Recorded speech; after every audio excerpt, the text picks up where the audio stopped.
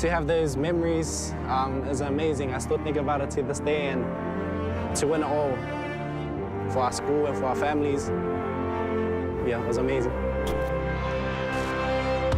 Growing up and having an All Black as a dad, it is a blessing.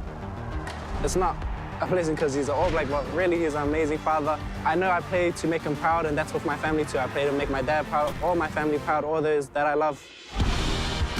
We really wanted it.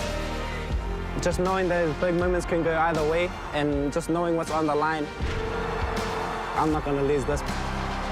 Losing wasn't an option, and I'm so glad it wasn't, because if we lost, we would probably all be down buzz and not that happy right now, but we're still happy too.